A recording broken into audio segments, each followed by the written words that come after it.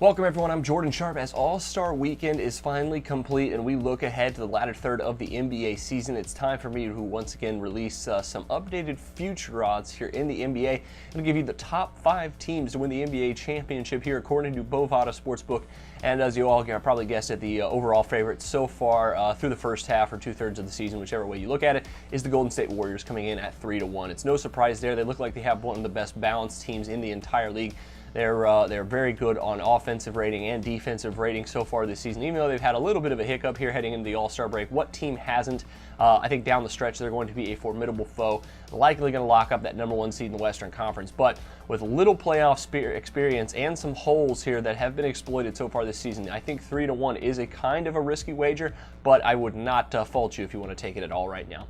Next up is the Cleveland Cavaliers coming in at 7-2, are right back behind the Warriors at plus 350. Little to no surprise there either, even though the Atlanta Hawks leading the Eastern Conference, which I'll get into in a minute. Cleveland has started to turn things around here as of late. LeBron James took 2 weeks off. His comeback looked like a completely different player. Looks like those 2 weeks off shedded 5 years from his overall career and his age here, which is at 30 now. So I think that the Cavs here are probably a good bet as well, plus 350. They're pretty adequately priced. Unlike the Warriors, who I think are just a slightly overvalued, I think the Cavs at plus 350 probably pretty fair here. Next one for you, there's a big jump between the Cleveland Cavaliers and their Eastern counterpart, the Atlanta Hawks, who come in at plus 750 to win the NBA championship this season. The Hawks have been the best story in the entire NBA this season. They've worked themselves to the first overall seed in the Eastern Conference as we head into the second half of the season. And it doesn't really look like anybody's going to catch them either. They have a very sizable lead, and it would take them really falling off here in the last part of the season to really, I think, lose that #1 overall seed. So the Hawks could have home court advantage throughout.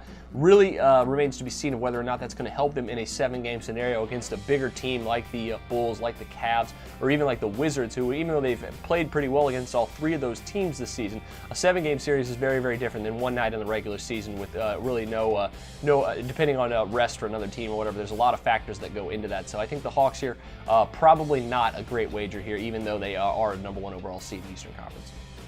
Next one is the Oklahoma City Thunder, a team that's coming in at 8-1 to win the NBA championship, who's barely even in the playoff race in the Western Conference because of the injuries they sustained to Russell Westbrook and Kevin Durant earlier in the season.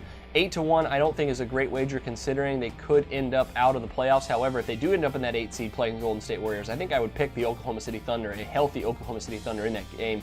They're getting some outstanding production. As long as they're healthy, they should be, I think, pretty good here if they can sneak into the 8 seed. But the road in the West is extremely difficult here, so it's going to be a tough road for them. Finally coming in also at 8-1 in the Western Conference is the team that won the championship last year. That's the San Antonio Spurs to round out Bovada's top 5 here in the NBA future odds. Spurs, I think, have obviously looked better at times this season, but they've also been hit with some injuries, which I think has really affected their record. But if you watch them play over the last couple of weeks, they look healthy, and they look like a team that's poised to make a run up the standings here in the Western Conference. At 8-1, I wouldn't expect them to be that bad of a bet. I think the price is pretty fair, though, considering what they're actually, what they're going to have to overcome in the Western Conference, obviously. But with injuries to Tony Parker and Kawhi Leonard already this season, if those 2 guys can stay healthy and the rest of the Spurs big guys can stay healthy, I think they have an excellent chance of getting back to the Western Conference Finals, potentially making an appearance in the NBA Finals again. But that'll do it for me this time. Make sure you check out some of my other NBA off-season picks here as we are in the last couple of days of the All-Star break before the second half gets kicked off once again. But until next time, I'm Jordan Sharp, and this has been another edition of the Sharp Pick.